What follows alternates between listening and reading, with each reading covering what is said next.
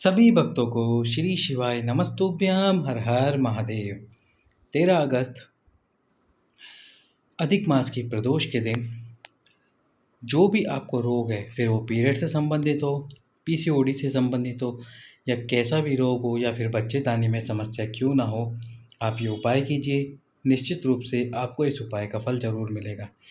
इसमें हम आपको कुल 5 उपाय बताएंगे जो आप कर सकते हैं। जो उपाय आपको ईज़ी लगे कि हाँ, ये मैं उपाय कर सकता हूँ या कर सकती हूँ, वे उपाय कीजिए। सबसे पहले तो 2 प्रदोष आती है 1 महीने में। एक होती है कृष्ण पक्ष की प्रदोष और एक होती है शुक्ल पक्ष की प्रदोष। जो कृष्ण पक्ष की प्रदोष होती है वो पूर्णिमा के बाद आती है, यानी कि पूर्णिमा के बाद कृष्ण पक्ष प्रारंभ होता है, और जो शुक्ल पक्ष है वो अमावस्या के बाद प्रारंभ होता है। जो शुक्ल पक्ष की प्रदोष है उस पर धन, व्यापार और धन वृद्धि, व्यापार वृद्धि के उपाय किए जाते हैं। और जो कृष्ण पक्ष की प्रदोष है वो रोग मुक्ति के लिए होती है। जो भी रोग मुक्ति से संबंधित उपाय हैं वो कृष्ण पक्ष की प्रदोष पर किए जाते हैं। यदि आपने रोग मुक्ति का उपाय शुक्ल पक्ष की प्रदोष पर कर लिया तो वह सफल नहीं होगा, और यदि धन प्राप्ति का उपाय कृष्ण पक्ष की प्रदोष पर कर लिया तो वह सफल नहीं होगा। मनोकामना पूर्ति उपाय आप दोनों प्रदोष को कर सकते हो। मनोकामना की पूर्ति के लिए कृष्ण पक्ष और शुक्ल पक्ष दोनों प्रदोषों में से जो प्रदोष पहले आ रही है आप उस पर उपाय कर सकते हैं। यानी कि जैसे आपको पता पड़ा कि ये प्रदोष का उपाय है मनोकामना पूर्ति के लिए, और जो भी प्रदोष आएगी उस पर आप ये उपाय कीजिए मनोकामना पूर्ति के लिए। लेकिन यदि रोग मुक्ति के लिए उपाय कर रहे हैं तो वो कृष्ण पक्ष की प्रदोष पर ही करें, और जो धन प्राप्ति का उपाय है वो शुक्ल पक्ष की प्रदोष पर ही करें। अब सबसे पहला उपाय जो कि है पीरियड से संबंधित उपाय, या फिर आपका पीरियड रुक गया है, पीसीओडी की समस्या है, या फिर शरीर में कहीं ऐसी समस्या है जो अभी तक डॉक्टर को भी पता नहीं चली है, और उसकी वजह से आपको संतान की प्राप्ति नहीं हो पा रही है। पीरियड नहीं आ रहा तो पीरियड नहीं आने की वजह से भी संतान की प्राप्ति नहीं हो पा रही है, तो आप ये उपाय करें। प्रदोष वाले दिन सुबह सुबह सबसे पहले तो गौशाला चले जाएं, और गौशाला जाने से पहले आपको सरसों का ऑयल लेना है, यानी सरसों का तेल लेना है। सरसों का तेल ले लीजिए, 250 ml ले सकते हैं या आधा लीटर भी आप ले सकते हैं। तेल लेने के बाद में गौशाला में जाइए, और गौशाला में जो नंदी जी हो, जो भी नंदी जी हो, पहले गौशाला वाले को बता देना, जो गौशाला का सदस्य है जो कि वहाँ पे काम करता है, उनसे पूछ लेना नंदी जी कौन से हैं। और जो नंदी जी हो उन नंदी जी का जो पूँछ वाला हिस्सा होता है, ये जैसे उनकी पूरी पूरी लंबी पूँछ है, और बिल्कुल अंतिम छोर पर उस पूँछ में ढेर सारे बालों का गुच्छा बना हुआ होता है। तो ये जो बालों का गुच्छा बना हुआ होता है, इस वाले गुच्छे को आपको जो आप ऑयल लेकर गए हो उस ऑयल में डाल देना है। 5 से 10 सेकंड के लिए आपको ये डालना है, और उसी समय पर कुंदकेश्वर महादेव का नाम लेना है। कुंदकेश्वर महादेव का नाम लीजिए। उसके बाद में आपको 5 से 10 सेकंड डाल के रखिए। ये उपाय गौशाला में ही करना, क्योंकि यदि किसी रोड के नंदी जी से आप ये उपाय करेंगे वो आपको चोट लगा सकता है, आपको सींग भी मार सकता है। तो इस बात का ध्यान रखना कि आप गौशाला में जाके ये उपाय करें। उसके बाद आपको, जब आपने ये नंदी जी की पूँछ का केवल बाल वाला हिस्सा, पूरी पूँछ नहीं डालनी, केवल जो नीचे का हिस्सा होता है बाल वाला वो ही डालना है, वो डाल के बाहर निकाल लीजिए। अब प्रदोष काल में, प्रदोष काल कौन सा होता है आप जानते हैं, सूर्य अस्त होने के 45 मिनट पहले और 45 मिनट बाद का जो समय है वो प्रदोष काल कहलाता है। उस प्रदोष काल में आपको शिव मंदिर में जाना है, साथ में एक पात्र भी लेके जाना है। अब शिव मंदिर में जाकर सबसे पहले तो वो पात्र जो आप लेके गए हैं, खाली पात्र, वो भगवान शंकर का जो जल, जहाँ से जल नीचे गिरता है उसके नीचे रख दीजिए, उस स्थान पर रख दीजिए। और जो तेल आपके पास है जिसमें आपने नंदी जी की पूँछ को डाला था, उस तेल को भगवान शंकर के शिवलिंग पर समर्पित कीजिए। जैसे आप ऑयल समर्पित करेंगे वो ऑयल शंकर जी के शिवलिंग से होता हुआ इस पात्र के अंदर नीचे गिरेगा। सारा ऑयल समर्पित कर दीजिए शिवलिंग पर, और उसके बाद में जब आप सारा ऑयल समर्पित कर दें और जब सारा ऑयल इस पात्र में आ जाए तो इस पात्र को उठाकर ले आइए अपने घर, और उसी तेल की शीशी में जिसमें से आपने तेल समर्पित करा था, जिस पात्र से समर्पित करा था, या किसी शीशी में इस ऑयल को डाल के रख लीजिए। अब प्रतिदिन सोते समय आपको आपकी नाभि में 1 बूंद ऑयल डालना है, यही वाला जो आप लेकर आए हो। 1 बूंद ऑयल लगातार 15 दिनों तक। 15 दिनों तक आपको ये ऑयल आपकी नाभि में डालना है।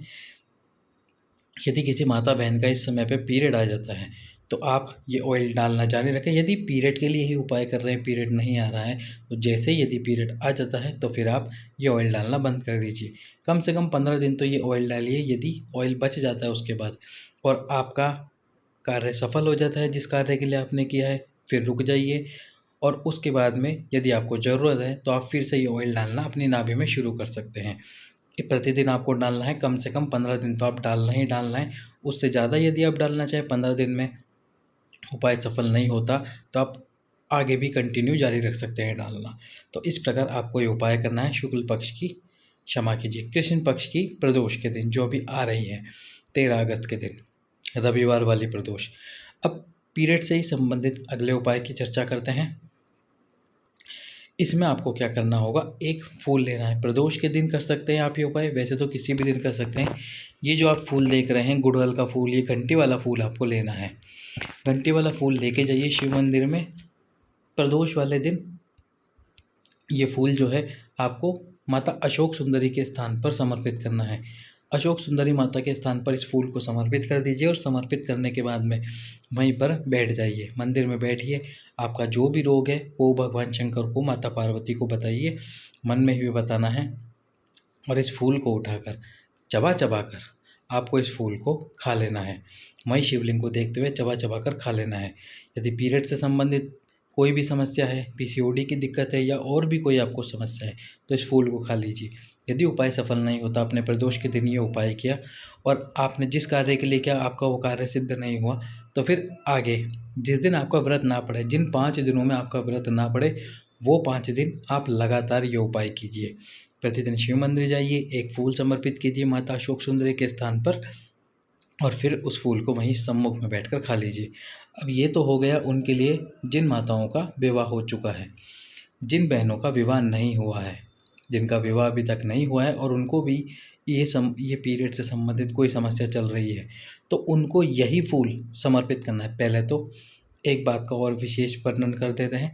जब आप ये फूल समर्पित करेंगे, लाल पुष्प समर्पित करेंगे, गुड़हल का पुष्प, तब आपको एक माता का नाम लेना है और वो है मातंगी माता। मातंगी माताओं का नाम लेना है, माता का नाम लेना है। जब आप फूल पुष्प करें अशोक सुंदरी के स्थान पर, आपको बोलना है जय मातंगी माता। मातंगी माता का नाम लीजिए। 11 बार आपको मातंगी माता का नाम लेना है फूल को समर्पित करते हुए। तो ये तो जिनका विवाह हो चुका है उन माताओं के लिए है। अब जिनका विवाह नहीं हुआ है, जिन बहनों का विवाह नहीं हुआ है, आपको यही फूल, गुड़हल वाला फूल, माता पार्वती के चरणों में समर्पित करना है। यही गुड़हल का फूल माता पार्वती के चरणों में समर्पित कीजिए, यही मातंगी माता का नाम लेते हुए। मातंगी माता का नाम लेते हुए यही पुष्प गुड़हल वाला माता पार्वती के चरणों में समर्पित करना है और यहीं बैठकर आपको इस फूल को खा लेना है, जिनका विवाह नहीं हुआ है उन बहनों को। इस प्रकार से ये उपाय करना है आपको। जिस समस्या के लिए आप ये उपाय करेंगे, आपकी वह समस्या जरूर समाप्त होगी। अब अगले उपाय की तरफ चलते हैं। अगला उपाय वो भी इसी गुड़हल के फूल का है, पर उसमें एक उपाय और जोड़ना है। आपके आसपास जो भी देवी जी का मंदिर हो, जो भी देवी जी का मंदिर हो, माता का मंदिर हो, उस मंदिर में आपको जाना है। वही मातंगी माता का नाम लेते हुए आपको वो गुड़हल का पुष्प समर्पित कर देना है देवी के चरणों में। देवी के चरणों में पुष्प समर्पित करना है और साथ में घी लेके जाना है। घी आपके पास जो भी हो आपके घर पे, वही घी लेके चले जाइए। साथ में एक पात्र लेके जाइए खाली। अब मातंगी माता का नाम लेते हुए वही घी आपको माता के चरणों पर लगा देना है। माता के चरणों पर वो घी लगा दीजिए। यदि जगह है तो माता के चरणों से जब वो घी नीचे गिरे तो वहाँ पे पात्र लगा दीजिए, और यदि जगह नहीं है तो माता के चरणों से ही उस घी को वापस उस पात्र के अंदर ले लीजिए।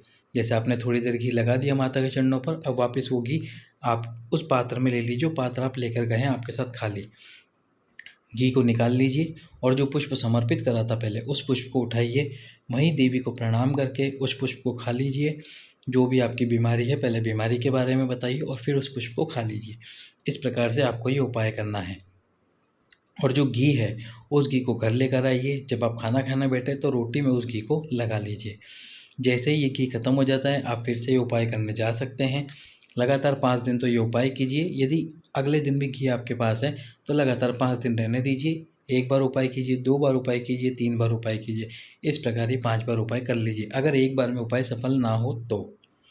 अब चलते हैं अगले उपाय की तरफ। यदि आप मंदिर भी नहीं जा सकते और साथ ही साथ में आपको उपाय भी करना है और आप मंदिर जा ही नहीं सकते किसी कारणवश, या तो मंदिर बहुत दूर पड़ रहा है आपसे, या फिर और कोई रीज़न है जिसकी वजह से आप मंदिर नहीं जा सकते ये उपाय करने, तो इसके लिए आपको क्या करना है, प्रदोष वाले दिन सुबह से लेके रात तक सुबह से लेकर रात तक आपको 3 बार जल पीना है। जल कैसे पीना है, जब आप मंदिर में जाते हैं तो पंडित जी आपको चरणामृत देते होंगे, और चरणामृत लेते समय आप दोनों हाथों को इकट्ठा कर लेते हैं, और फिर जैसे आप चरणामृत लेते हैं उसी प्रकार से आपको आपके हाथ में, सीधे हाथ में जल भरना है और नाम लेना है माता अस्कनी का। घर में ही खड़े रहकर किसी स्थान पर जल भर लीजिए और माता अस्कनी का नाम लीजिए, माता अस्कनी का स्मरण कीजिए। माता अस्कनी का स्मरण करने के बाद में पहले हाथ में जल लीजिए, फिर माता अस्कनी का स्मरण कीजिए, और जो आपकी बीमारी है उस बीमारी का वर्णन कीजिए, और उस बीमारी का वर्णन करने के बाद में उस जल को पी लीजिए। एक बार में 3 बार आपको जल पीना है। जैसे सुबह आप उठे, कुछ भी खाया पिया नहीं, आपने आपके हाथ में जल लिया, या तो पहले स्नान कर लीजिए, उसके बाद आप हाथ में जल लीजिए, माता अस्कनी का नाम लीजिए, और उसके बाद 3 बार जल पी लीजिए। फिर दोपहर में जब आपने भोजन कर लिया, भोजन करने के बाद में जब आपको जल पीना हो, तो जल पीने के बाद में 3 बार उस जल को पीजिए माता अस्कनी का नाम लेकर। और रात्रि को सोने से पहले भी जब आप जल पिएँ तो 3 बार अपने हाथ में जल लें, 3 बार माता अस्कनी का नाम लें, एक-एक करके 3 बार जल पी लें। इस प्रकार से ये उपाय कर दें। ये उपाय आप घर में रहकर ही कर सकते हैं, इसके लिए आपको बाहर जाने की आवश्यकता नहीं पड़ेगी। ये उपाय कीजिए। यदि प्रदोष वाले दिन ये उपाय आपका सफल ना हो तो फिर आगे आप प्रतिदिन भी ये उपाय कर सकते हैं, क्योंकि आप जल तो प्रतिदिन पीते ही हैं। तो जल पीते समय बस आपको एक नाम लेना है माता अस्कनी, और 3 बार जल पी लेना है। 3 बार नाम लेना है, 3 बार जल पीना है। पहले एक बार हाथ में जल लीजिए, माता अस्कनी का नाम लीजिए, जल पी लीजिए। दूसरी बार हाथ में लीजिए, माता अस्कनी का नाम लीजिए और पी लीजिए। इस प्रकार से आपको ये उपाय करना है। आपकी जो भी समस्या होगी वह निश्चित रूप से समाप्त होगी। ये उपाय एक बार अवश्य कीजिए। सभी भक्तों को श्री शिवाय नमस्तु।